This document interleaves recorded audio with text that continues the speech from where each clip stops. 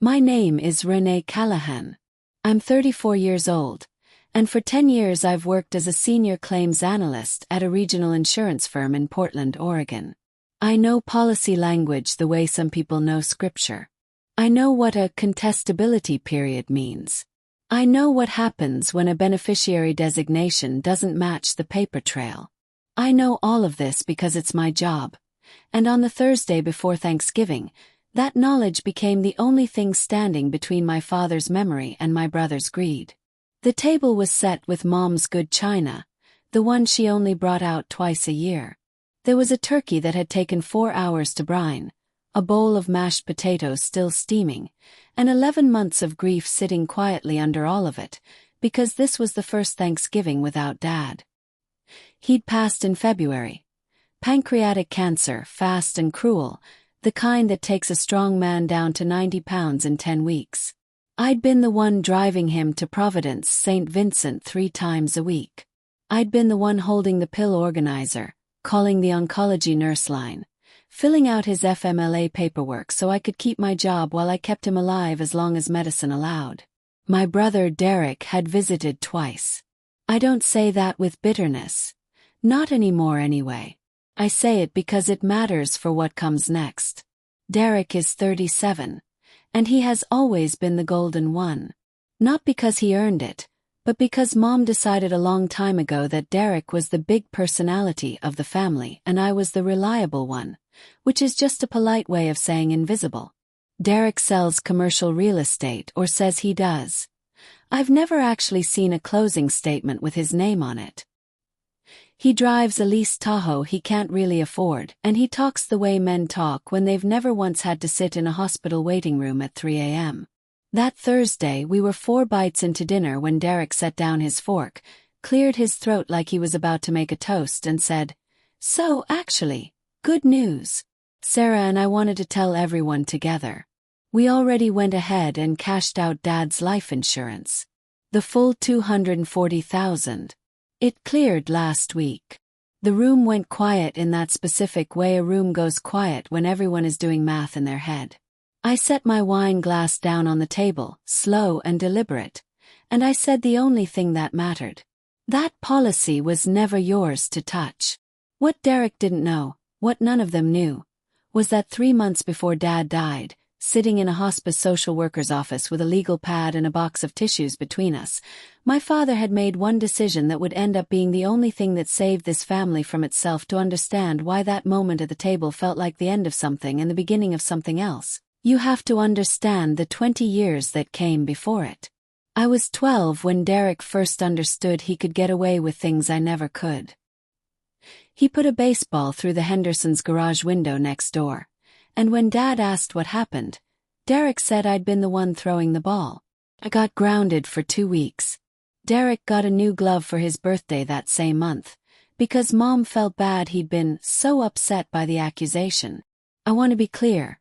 I'm not telling you this because I'm still 12 years old keeping score of garage windows. I'm telling you because that pattern never stopped.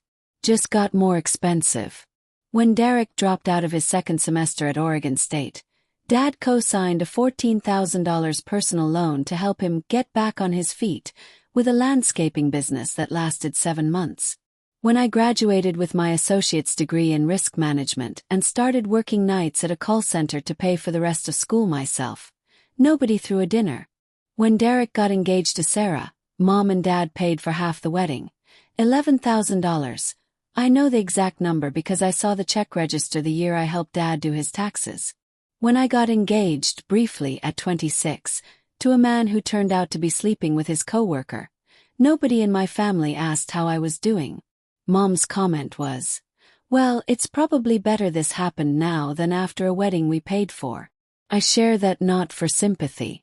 I share it because you need to understand the emotional economy of my family before you can understand what happened at that filing cabinet. The clearest example came 2 years before Dad's diagnosis. Dad had a minor stroke, what the doctors called a TIA, a warning stroke, the kind that doesn't leave permanent damage but should absolutely leave permanent fear. I drove 3 hours round trip every weekend for 2 months to help him with physical therapy exercises, to make sure he was taking his blood thinners on schedule, To sit with him during the specific loneliness that comes after a health scare when everyone else's life just continues. Derek called him twice during that entire recovery. Once to ask if Dad could help cover a security deposit on a new apartment for him and Sarah. The second time was to tell him Happy Father's Day. And still, when Dad was in the hospital room 3 months before he passed, and the hospice social worker asked him who he wanted to be his healthcare power of attorney, who he wanted managing his affairs, who he trusted to carry out his exact wishes without bending them to fit anyone's convenience, he didn't hesitate. He said my name. What he did next, he did quietly without telling Derek, without telling Mom, because, and these were his exact words to me in that office, I love your brother Renee, but I know who he is. And I'm not leaving anything behind that he can talk himself into believing he deserves more of than what's fair. That conversation is the reason I wasn't blindsided at the Thanksgiving table. I was waiting. What none of them knew yet was that 3 days before Thanksgiving, I'd already opened an envelope in Dad's old filing cabinet that changed everything about how this story was going to end. Let me take you back 72 hours, to the Monday before Thanksgiving, because this is where the real story starts. I'd driven out to Dad's house. Mom still lives there. Let me take you back 72 hours to the Monday before Thanksgiving because this is where the real story starts, and I want to walk you through it slowly, the way it actually happened to me, not the way it sounds when I compress it into a single sentence. It was raining that morning, the flat gray Portland kind of rain that doesn't announce itself. It just settles into everything. I'd taken the day off work. I had PTO stacked up from a year I mostly spent in hospital parking garages instead of on vacation. And I drove out to Dad's house on Southeast Inslee Street, the same house I grew up in, the same house Mom still lives in alone now. She wasn't home. She'd gone to get her hair done for the holiday, which meant I had the place to myself for a few hours, and I told myself I was only there for one reason. Mom wanted to sell Dad's old F-150, and she needed the title, and the title was somewhere in the detached garage in a filing cabinet nobody had touched since February. I want to be honest with you about something. I hadn't been back in that garage since the funeral. I'd avoided it the way you avoid a room in a house where something happened. The garage still smelled like him. Motor oil and Marlboro lights. He quit smoking 15 years ago, but somehow the smell never left the wood paneling. There was a coffee mug on his workbench that still had a dried ring in the bottom of it. I stood there for a minute longer than I meant to before I even opened the cabinet. The filing cabinet is this beat-up gray 4-drawer thing he bought at a Kmart liquidation sale sometime in the 90s, and it holds roughly 30 years of a working man's paperwork. Old tax returns, warranty cards for appliances that don't exist anymore, a manila folder just labeled truck in his all-caps handwriting. I went through the top drawer first. Nothing. Second drawer, mostly old receipts and a stack of Christmas cards he'd apparently kept for no reason I could figure out. It was in the third drawer, tucked behind a thick folder of old 1099s, that my hand caught the edge of something that didn't belong with the rest of it. A sealed manila envelope, heavier stock than the others, and written across the front in blue ballpoint, in handwriting I would recognize anywhere because I'd watched that same hand fill out my school permission slips for 18 years. Not to whom it may concern, not for my children, not even for my family. Just Renee. I want you to understand something about the job I do because it matters here. 10 years as a claims analyst does something to how your brain processes documents. You stop reading things top to bottom like a normal person. Your eyes go straight to dates, straight to signatures, straight to anything that looks like it's been added later or doesn't match the formatting around it. So when I sat down cross-legged on that cold concrete floor and opened that envelope, I wasn't reading it as a daughter first. I was reading it as an analyst, and that's probably the only reason I caught everything I caught in the right order. Inside was a certified copy of the original life insurance policy from Meridian Life and Casualty. A $240,000 20-year term policy Dad had opened back when I was in high school, back when I imagine he was just trying to make sure the house didn't get lost if anything ever happened to him. Clipped to the front of the policy with an ordinary metal paperclip, slightly rusted, was a handwritten letter on a single sheet of yellow legal pad paper. It was dated in his shaky post-diagnosis handwriting, 3 months before he died, the same week.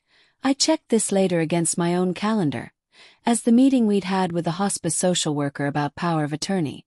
I'm going to read you the important part of that letter almost exactly the way he wrote it, because I've gone back to it probably 40 times since that Monday, enough that I could recite it in my sleep now. He wrote that he'd gone back to Meridian and made 2 changes to the policy without telling anyone. First, he'd added me as a secondary beneficiary alongside Derek, not instead of him, alongside him, a 50-50 split, because he said in the letter he still loved his son and wasn't trying to punish him. But second, and this is the part that changed everything, he'd specifically requested, and Meridian had confirmed in writing, there was a policy rider attached behind the letter, that I be listed as the required co-signer and point of contact on any early withdrawal, accelerated benefit request, or expedited payout on that policy. It's a real thing carriers offer, more commonly than people realize, usually used to protect elderly or ill policyholders from being pressured by a family member into liquidating a death benefit early. Dad had used it as a lock with my name as the only key.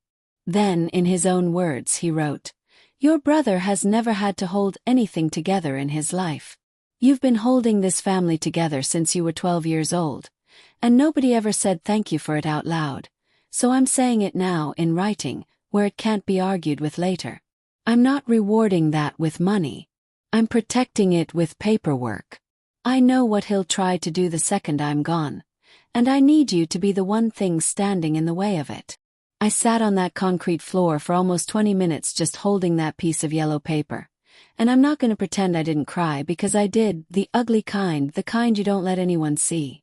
Not because of the money. I want to be really clear about that because it matters for everything that comes after. I cried because for the first time in 34 years, my father had put in writing, in permanent ink, the thing I'd needed someone in that family to say to me my entire life. That I mattered. That what I did mattered. That somebody had finally seen it. I folded the letter back into the envelope, put it in my bag, found the truck title in the same drawer like it had been waiting there the whole time to be found second, and I drove home in the rain thinking I had 3 days before Thanksgiving to figure out what, if anything, I was going to do with what I now knew. I sat on that concrete floor for almost 20 minutes just holding that piece of yellow paper. And I'm not going to pretend I didn't cry because I did, the ugly kind, the kind you don't let anyone see. Not because of the money. I want to be really clear about that because it matters for everything that comes after. I cried because for the first time in 34 years, my father had put in writing, in permanent ink, the thing I'd needed someone in that family to say to me my entire life. That I mattered. That what I did mattered. That somebody had finally seen it. I folded the letter back into the envelope, put it in my bag, found the truck title in the same drawer like it had been waiting there the whole time to be found second, and I drove home in the rain thinking I had 3 days before Thanksgiving to figure out what, if anything, I was going to do with what I now knew. I did not have 3 days. I had less than 72 hours. And Derek used every single one of them without me. Because on Thursday, less than 3 days later, sitting across the same table where I'd eaten every Thanksgiving dinner of my life, Derek set his fork down with this look on his face. This proud, performative look, the look of a man about to announce a promotion he didn't earn, and said, "So actually good news everyone. Sarah and I wanted to tell you all together. We already went ahead and cashed out Dad's life insurance. The full $240,000. It cleared last week." The room went quiet in that specific, physical way a room goes quiet when 6 adults are all doing the same math in their heads at the same time and none of them like the answer. Here's the thing about spending 10 years reading claims for a living. You develop an instinct for when a story doesn't line up, and Derek's story was wrong before he'd even finished the sentence. A standard term life payout doesn't clear in last week timing unless the claim itself had been filed and processed weeks earlier, which meant he'd been sitting on this in silence for far longer than he was admitting to at that table. And more than that, if I was the required co-signer on any early withdrawal, there was no legitimate universe in which that payout cleared Meridian's system without my signature physically appearing on a form. So when I set my wine glass down on the table, slow and deliberate, I wasn't guessing. I already knew exactly what he'd done. And I already knew exactly what I was holding in my bag in the other room. That policy, I said, was never yours to touch. Mom's fork froze halfway to her mouth. Renee, honey, what are you talking about? I kept my eyes on Derek.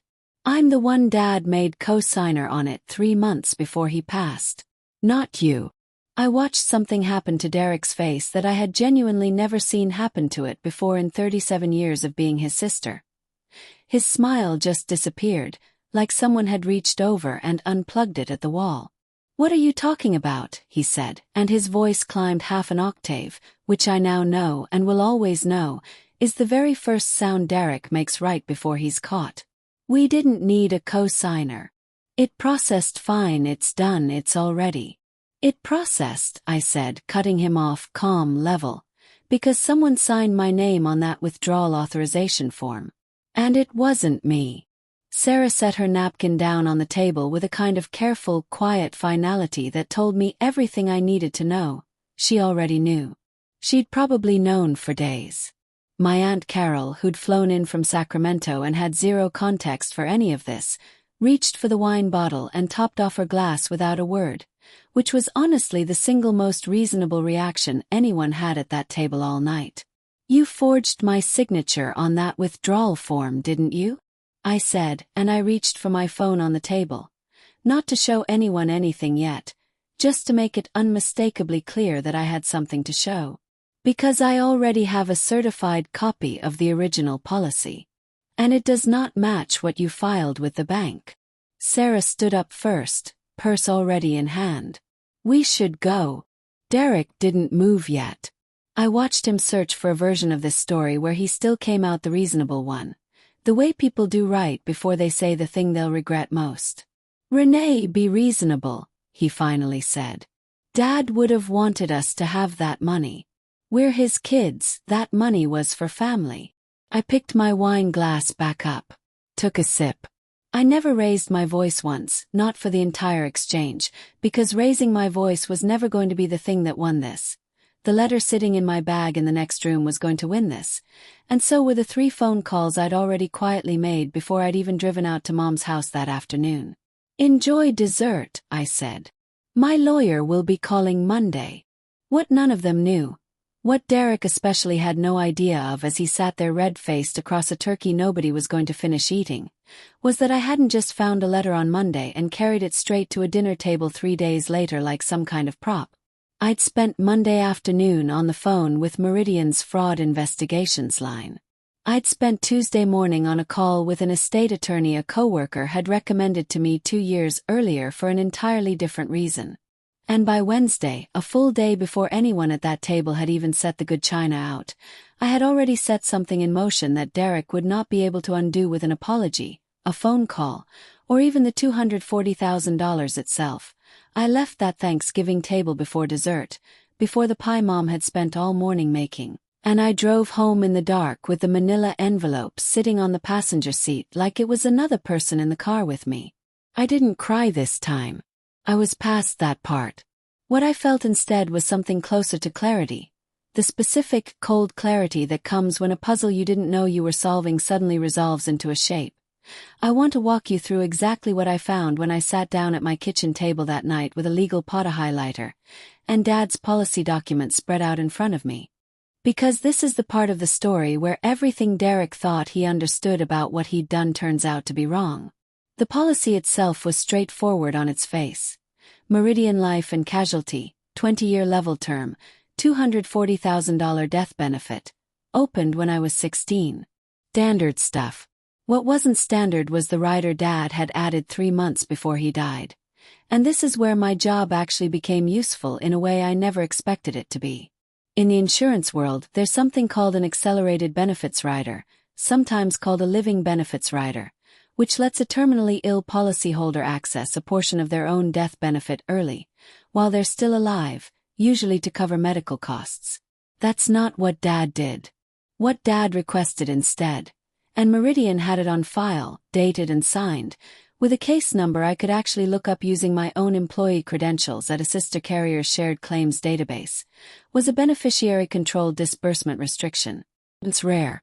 Most people have never heard of it because most people don't spend a decade reading claims files for a living. It functions almost like a trust provision bolted onto a term policy.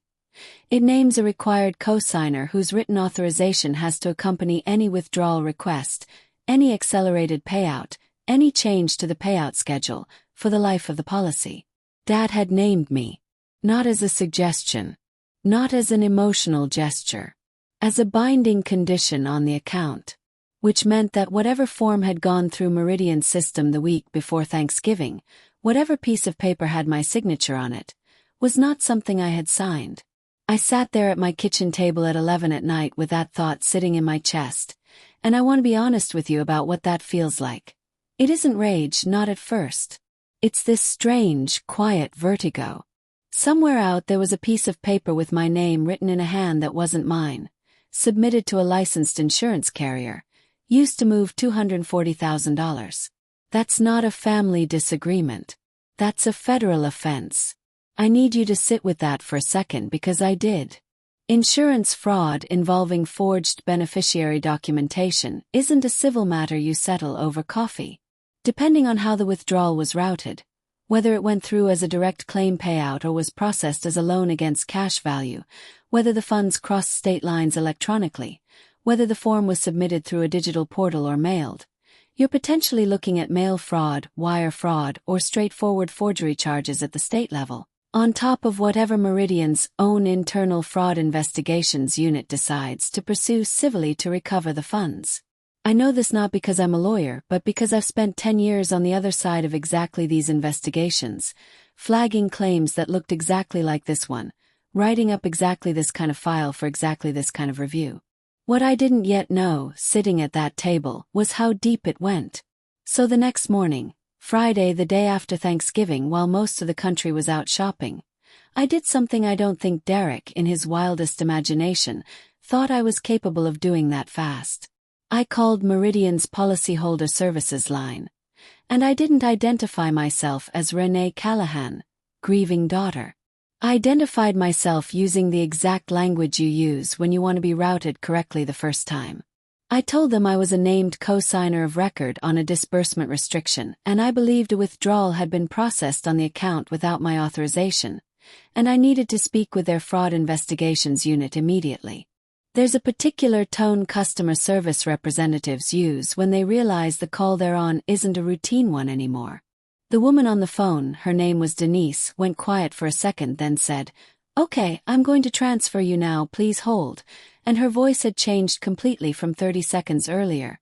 The fraud investigator I spoke with, a man named Trent Abelson, confirmed within the first 4 minutes of that call that a policy loan withdrawal, not a full claim payout, which is a detail Derek had actually gotten wrong when he bragged about it at the table.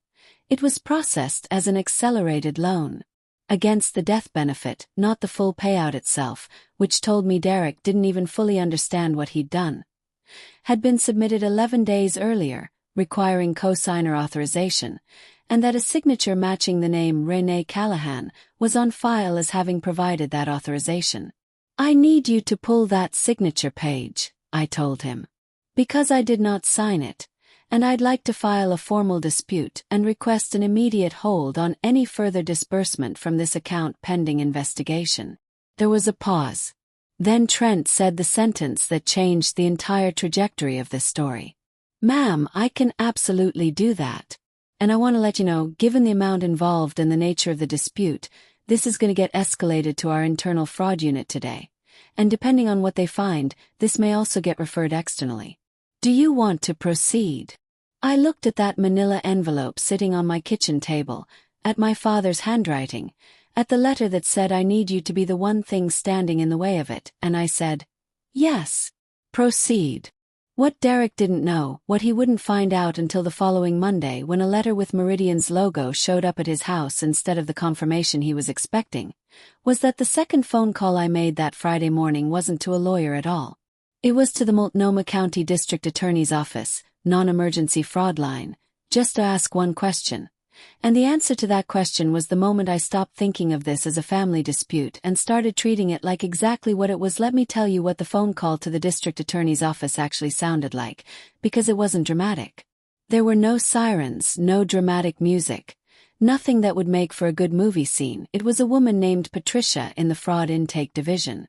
Typing while I talked, asking me to spell my last name twice, and it was in that flat, bureaucratic ordinariness that I understood something important. This system doesn't run on emotion. It runs on documentation. And for the first time in my entire life, I had more documentation than my brother. "Ma'am, can you confirm the estimated dollar amount involved?" Patricia asked. $240,000, I said. Well, the loan draw itself was for $180,000 against the death benefit, based on what the investigator at Meridian told me this morning. "And you have documentation showing you as the required co-signer?" "I have the original policy rider, a letter from my late father dated 3 months before his death, and I've just been told by Meridian's fraud unit that a signature purporting to be mine is on file for the withdrawal authorization, which I did not provide." There was a pause, the sound of typing slowing down, and then she said the sentence I'd been waiting to hear without realizing I was waiting for it. "Okay. Based on what you're describing, this does meet our threshold to open a preliminary file. I'm going to need you to send over copies of everything you just mentioned, and I'll connect you with a detective in our financial crimes unit who handles forgery cases specifically." I want to pause here and tell you something about myself, because this is the part of the story where I think a lot of people expect me to have lost it, to have called Derek screaming, to have shown up at his house, to have done something loud. I didn't. And I need you to understand why, because I think it's the actual lesson buried in all of this, underneath the money and the forged signature and the family wreckage. I spent 10 years reading claims files where the claimant who documented everything calmly, methodically, without emotional outbursts, was almost always the one who won. And the claimant who called in screaming, who threatened, who made it personal before making it procedural, almost always lost, even when they were completely right, because emotion gives the other side something to point at. Derek had spent his whole life being loud and getting rewarded for it. I decided, sitting at my kitchen table that Friday morning, that the only way this ended in my favor was if I never gave him a single loud moment to work with. So here's what my Friday actually looked like, hour by hour, because I think the procedural detail matters more than people realize. At 9:14 a.m., I finished the call with Meridian's fraud unit, and Trent Abelson emailed me a case number. I remember it exactly, 2024-88431, along with a formal notice that the account had been placed on an administrative hold pending investigation, meaning no further funds could move in either direction until the dispute was resolved. At 10:02 a.m., I called Patricia at the DA's office, and by 10:40 I'd been connected to Detective Maria Osei in the Financial Crimes Division, who asked me to come in Monday morning with physical copies of everything. The policy, the rider documentation, Dad's handwritten letter, and crucially, she asked if I had any samples of my actual signature for comparison. I did. I had my passport, my mortgage documents, a notarized power of attorney form I'd signed for Dad's hospice care 8 months earlier. Signature comparison in forgery cases isn't something juries decide on gut feeling.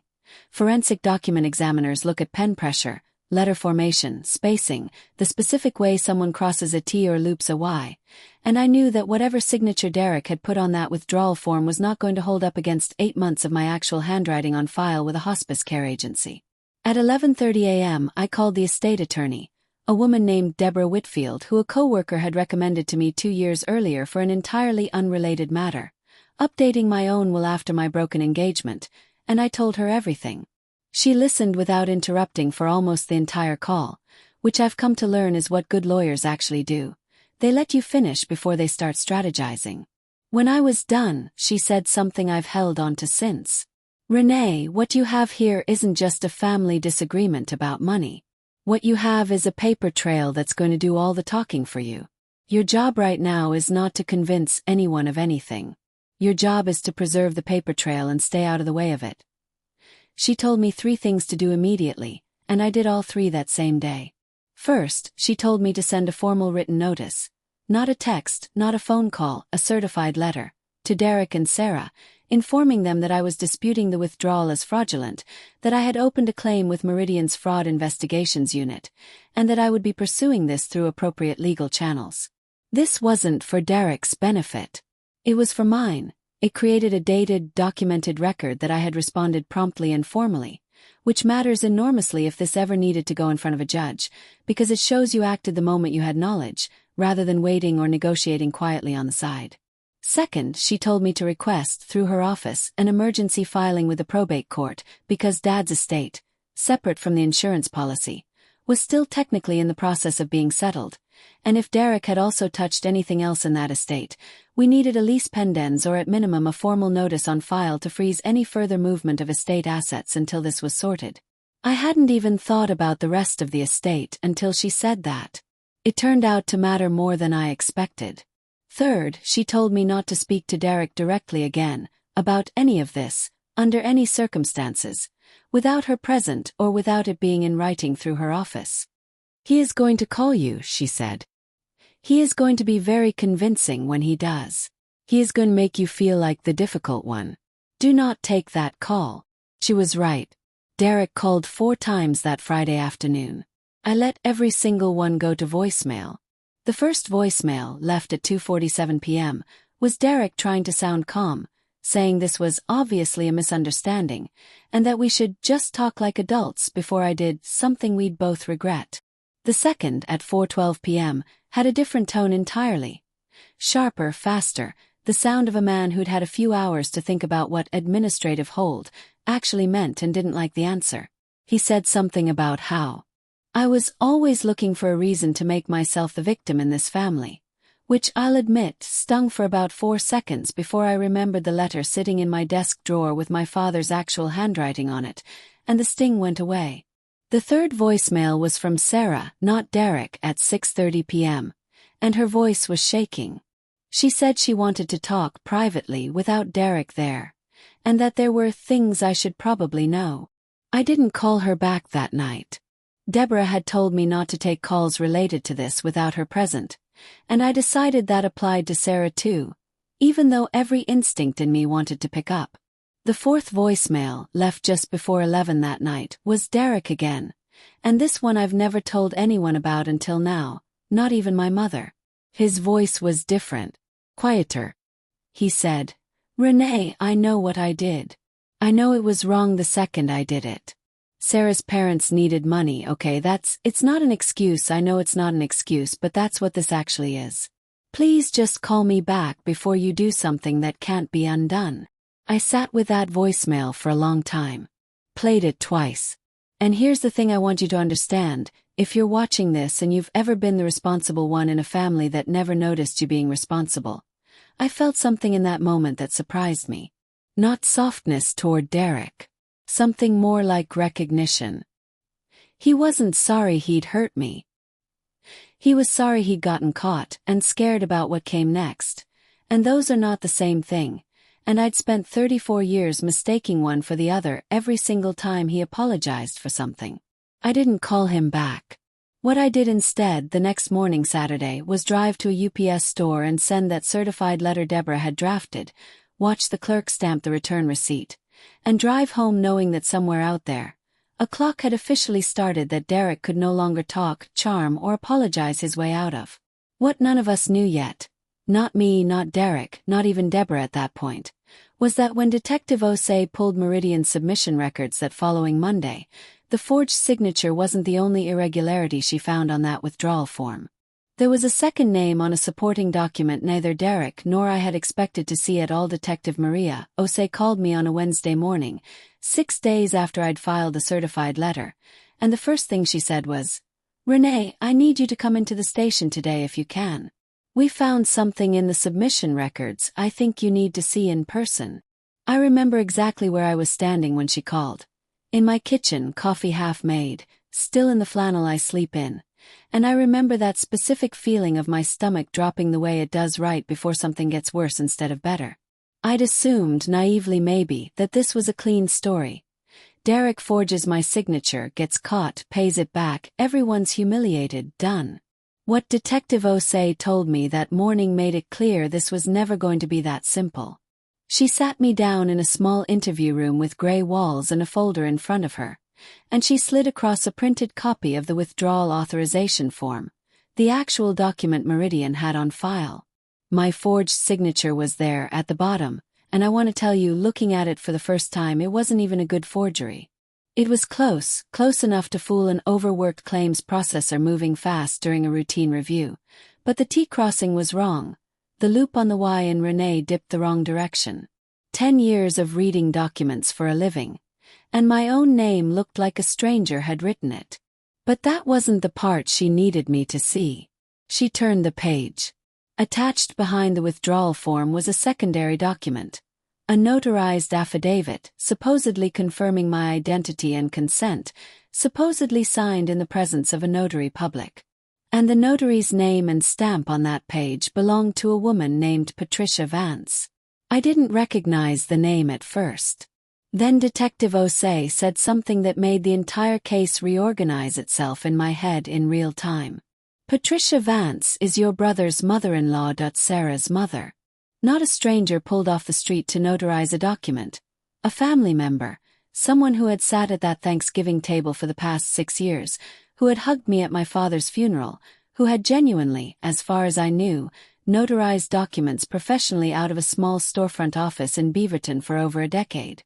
Which meant this wasn't Derek panicking and scribbling a fake signature in a moment of weakness. This was planned. Coordinated.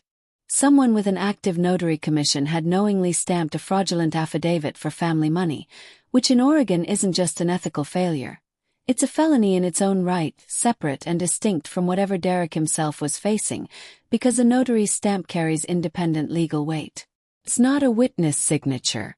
It's a sworn certification, and misusing it is something the Secretary of State's office takes seriously enough to revoke a commission permanently and refer the case for criminal prosecution. We're going to need to bring her in for questioning too, Detective Osei told me. I wanted you to hear that from me before it becomes a bigger conversation with your family, because I imagine this is going to make things more complicated at home, not less. She had no idea how right she was. I left that station and sat in my car in the parking lot for almost 15 minutes before I could make myself drive anywhere, because I understood immediately what this meant. This wasn't going to stay contained to Derek anymore. Sarah's mother was now part of a felony fraud investigation, which meant Sarah's entire family was about to be pulled into something that would follow them for years. Background checks, professional licensing boards, small-town gossip in Beaverton where Patricia had built her notary business for over a decade. And there was a version of me, sitting in that parking lot, that felt a flicker of guilt about that. Very small flicker. It didn't last. Because 2 days later, that flicker disappeared completely. Deborah called me on Friday with an update from her contact at the probate court. And this is the part of the story where I want you to lean in a little, because this is the moment the whole thing stopped being about a forged signature and became about something much bigger. When she filed the emergency notice on Dad's estate the week before, requesting a freeze on further asset movement, the probate clerk had flagged something else while pulling the file. An amended version of Dad's will, filed only 11 days before he died, that none of us, including me, had ever seen before. I want to be honest, my hands were actually shaking when Deborah read me the filing date over the phone. 11 days before he died. Dad was on heavy pain medication by then. He'd been moved to hospice full-time. And there was a will amendment in the probate file notarized. You can guess by whom, by Patricia Vance, that reduced my share of the actual house and remaining estate assets from an even split down to 20%, with the rest reallocated to Derek. Deborah's exact words to me were, "Renee, I think what we're looking at here isn't an isolated forgery. I think what we're looking at is a pattern, and if that's true, this just became a much stronger case, because a pattern is very hard for a defense to explain away as a one-time lapse in judgment." She was right. And it got worse before it got better. Because that same afternoon my mother called me. Not Derek, not Sarah, my mother. And her voice on the phone was something I genuinely never heard from her before in 34 years. Frightened. She said, "Renee, I need to tell you something, and I need you to not hate me before I finish." She told me that in the final weeks, when Dad was heavily medicated and mostly sleeping 16 hours a day, Derek had come to the house multiple times with paperwork he said needed updating for the lawyer. And Mom had let him bring Patricia by twice to notarize things, because Derek told her it was routine estate housekeeping, nothing that changed anything meaningful, just cleaning up old beneficiary language. She said she never read the documents closely. She trusted her son. She said that sentence. I trusted my son. and then she started crying in a way that made it very hard for me to stay angry at her specifically, even though a part of me wanted to. What she said next is the pattern interrupt of this whole story for me, the moment that reframed everything I thought I understood about my own family up to that point. She said, "Renee, I think he's done this before. Not with money. With paperwork. I think he changed the beneficiary on your grandmother's annuity 6 years ago too. And I never said anything because I didn't want to believe it, and I am so sorry. 6 years ago. My grandmother's annuity. A separate account, a separate carrier, a separate family member entirely, that none of us had ever thought to look at again after she passed, because Derek had been the one who handled the paperwork back then too, the same way he'd always been trusted to handle things nobody else bothered checking. I hung up the phone that afternoon and sat completely still for a long time, because I understood finally that this had never been a single forged signature at a single moment of desperation. This was a method.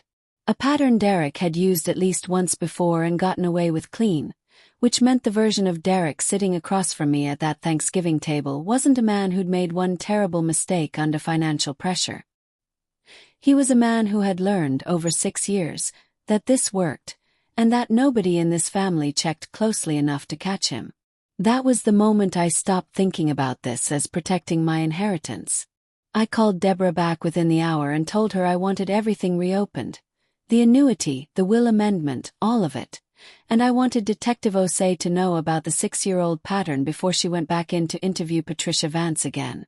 What none of us knew yet, what wouldn't surface until the following week when Detective Osei pulled records from the annuity carrier, was whose signature was actually on that 6-year-old beneficiary change.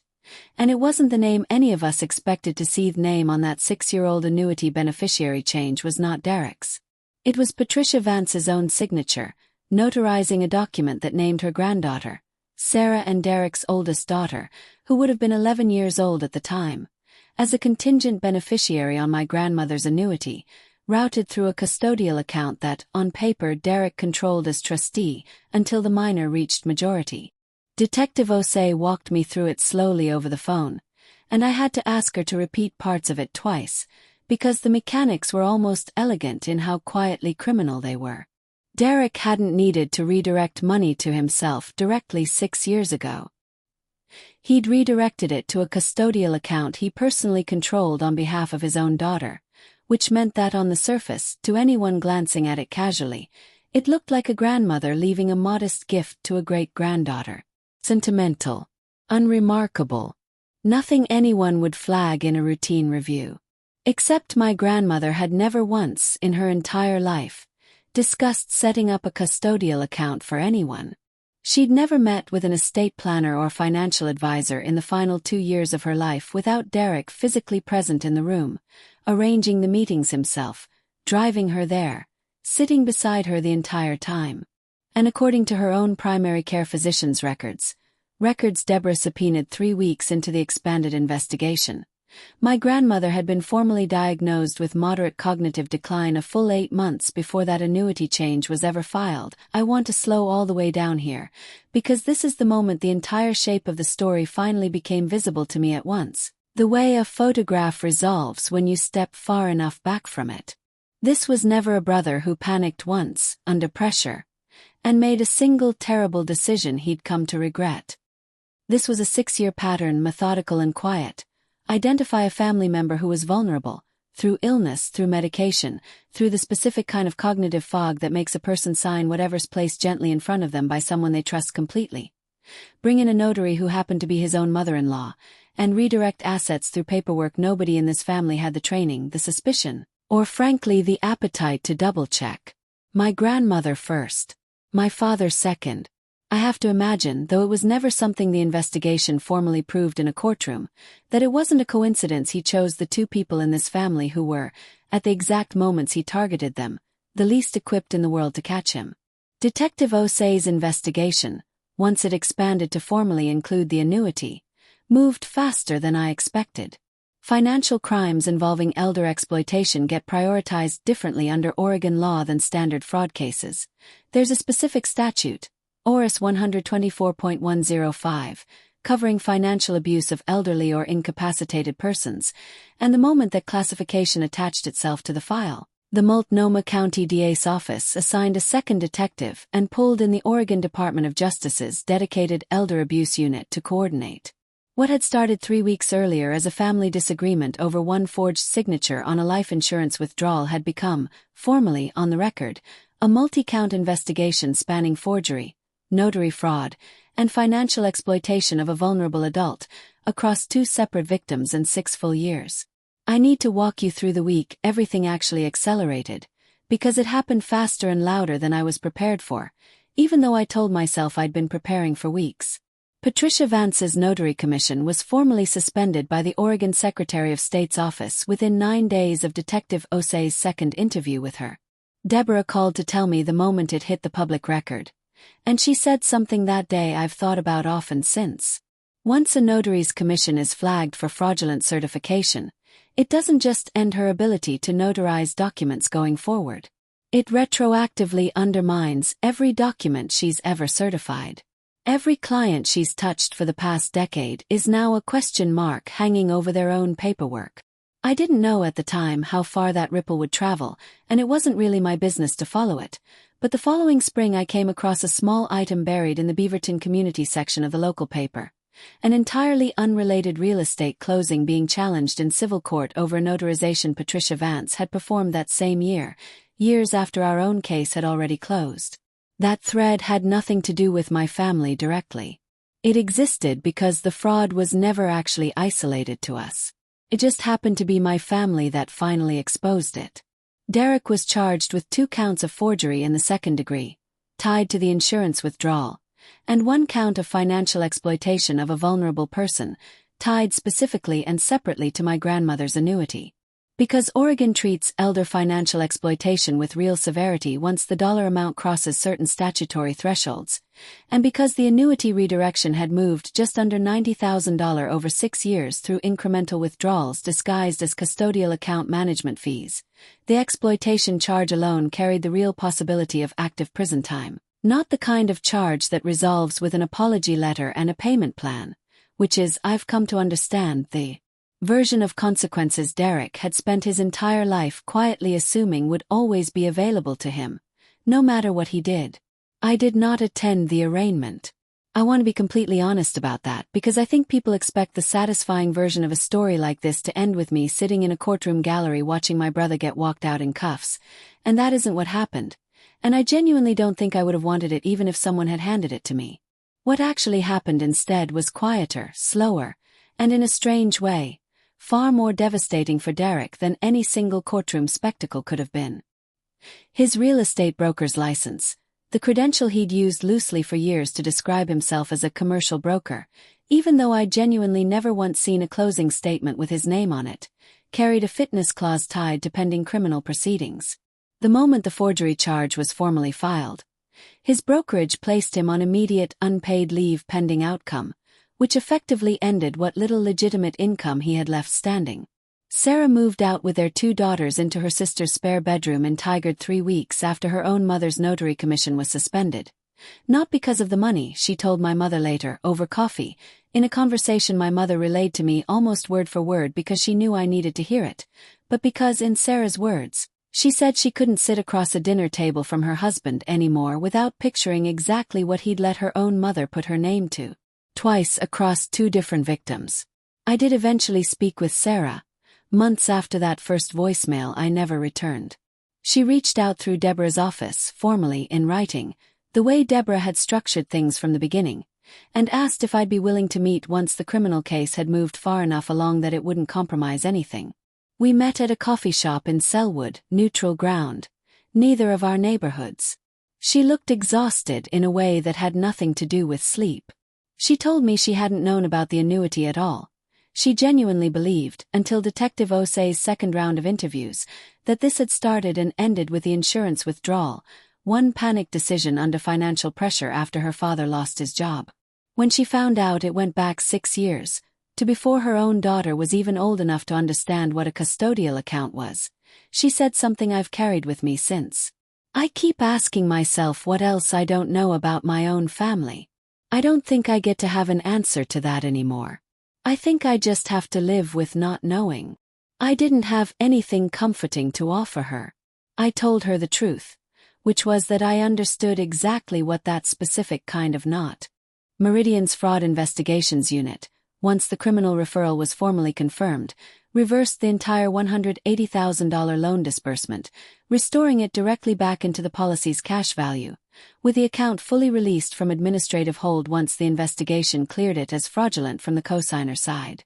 The probate court, in a separate but related filing, voided the amended will entirely, on the combined grounds of the notary fraud itself and, once Deborah introduced my grandmother's medical records to establish the broader 6-year pattern, a strong and ultimately successful argument for undue influence during my father's final weeks, while he was under heavy medication and hospice sedation, and in no position to meaningfully understand or resist whatever paperwork was placed in front of him.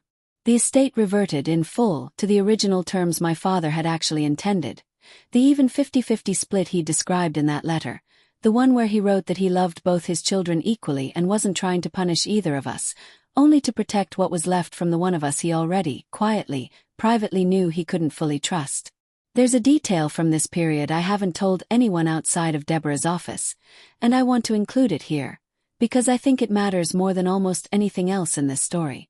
About 6 weeks into the expanded investigation, my mother asked to meet me for lunch, alone, at a diner neither of us had ever been to before, which I now understand was deliberate.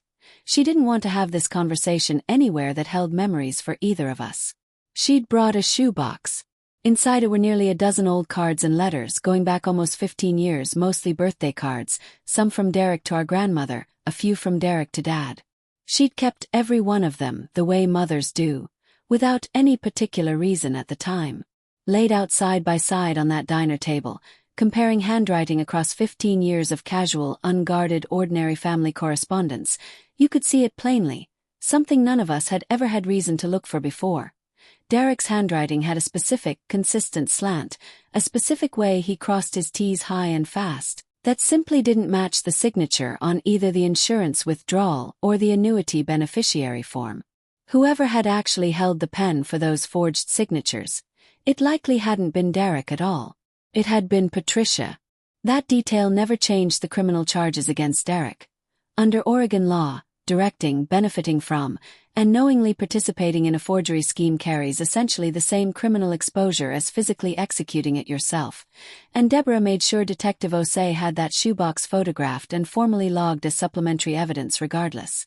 But it changed something for me privately, sitting in that diner booth across from my mother.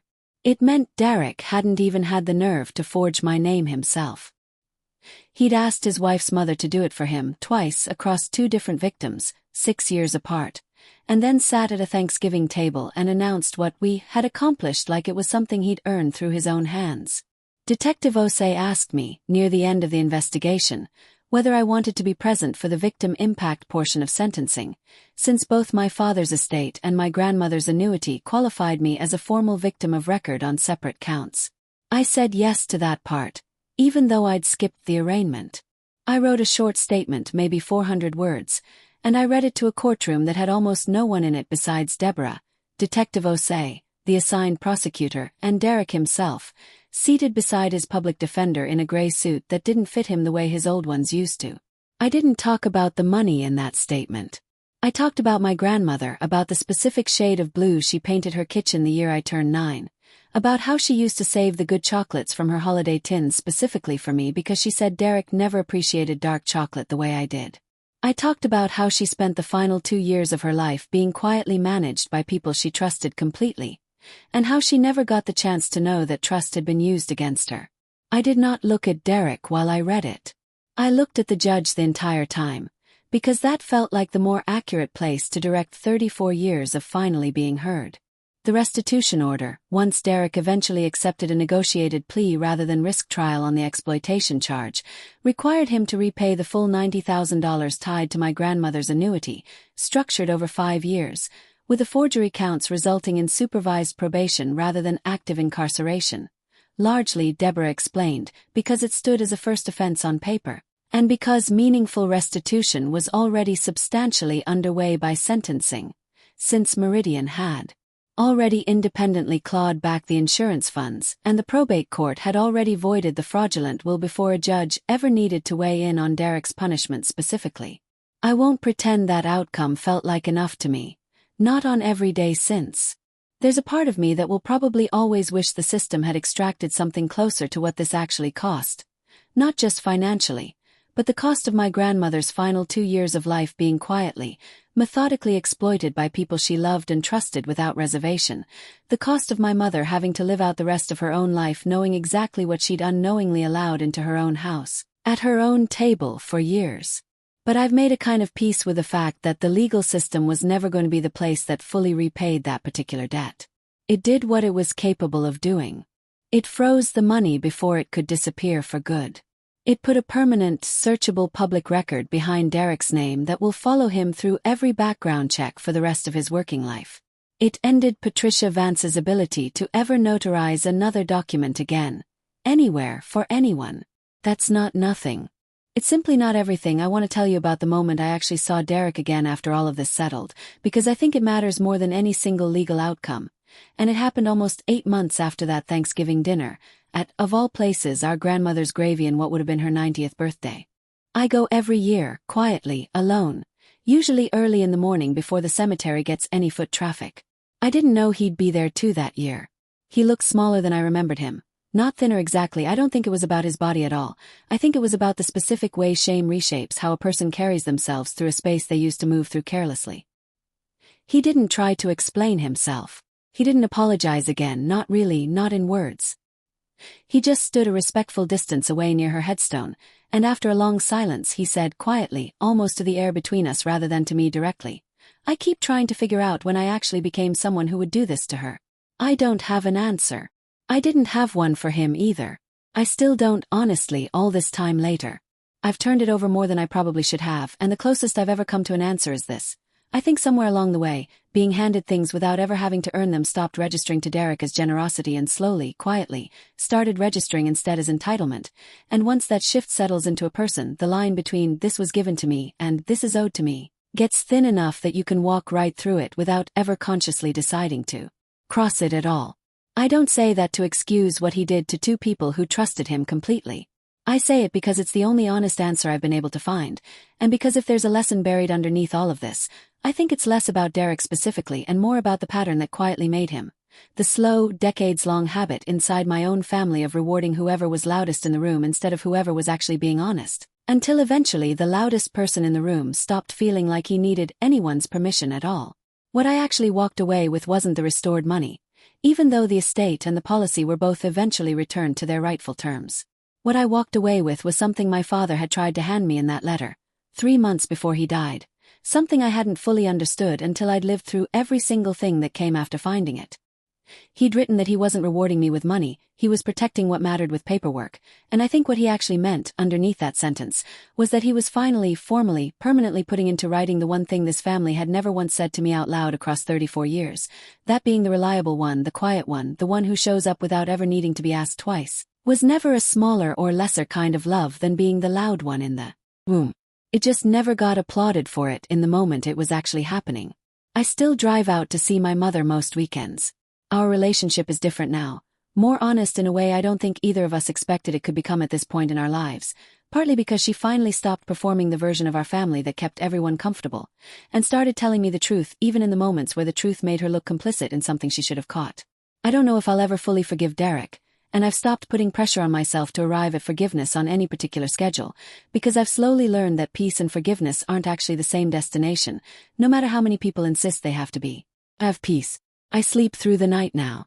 I don't replay that Thanksgiving table anymore, turning over whether I said the right thing, because I already know exactly what I said, and I know it was entirely true, and I know it was the first time in my whole life I chose the quiet, procedural, deeply unglamorous version of standing up for myself over the loud one, and it turned out to be the only version that actually worked. If you've stayed with me this far, I suspect it's because some part of this story landed somewhere personal for you. Maybe you've been the reliable one in your own family too, the one who shows up every time and gets repaid with silence instead of anything resembling recognition. If that's you, I hope you remember that the paperwork was never really the point of any of this. The point is that someone, somewhere, eventually sees exactly what you've been quietly carrying, even if it takes them until the very last chapter to finally put it into writing. And if no one in your own family has said it to you yet, I'm saying it to you now, from wherever you happen to be watching this. What you carry quietly still counts. It always did think about that Thanksgiving table more than I probably should. Not the forgery, not the courtroom, not even the number. $240,000 doesn't mean what I thought it would mean, once you've lived through what it takes to actually earn it back the right way. I think about the version of me who sat in that garage, cross-legged on cold concrete, holding a piece of yellow legal paper with my father's shaking handwriting on it, reading my own name for what felt like the first time in my whole life. 34 years old, and I finally understood something nobody had ever said to me out loud. That being the one who shows up isn't the smaller role in a family. It's the one that ends up holding everything together, long after the loud ones have already walked away from the wreckage they made. My father didn't leave me money that day in that filing cabinet. He left me proof. Proof that he saw me. Every hospital drive, every pill organizer, every night I sat in a waiting room while my brother was somewhere else, being celebrated for simply existing. He couldn't say it to my face before he died. So he wrote it down instead, in the only language our family ever really respected. Paperwork, signatures, something that couldn't be talked over or laughed off at a dinner table. I don't hate my brother anymore. I want to be honest about that because I think people expect me to end this story angry, and I'm not. What I feel now is something quieter and harder to explain, a kind of grief for the family we could have been, if love in that house had ever been distributed as carefully as blame was. I grieve that. I don't grieve losing him because I'm not sure I ever really had him to begin with. What I have instead is this. A mother who finally tells me the truth, even when it costs her something to say it. A grandmother's memory, restored to what it should have always meant. Not a name on a fraudulent but a woman who deserved better from every single person she trusted. And a version of myself I don't think I'd ever met before that Monday in the garage. Someone who didn't need to scream to be believed. Someone who just needed to be right and patient, and quiet enough to let the truth do what truth always eventually does. If you've ever been the one in your family who holds it all together and never hears it back, I hope you know I see you. I hope you know it counts. I hope you know that somewhere, even if it takes them until the very end to say it, someone is going to finally put it into words.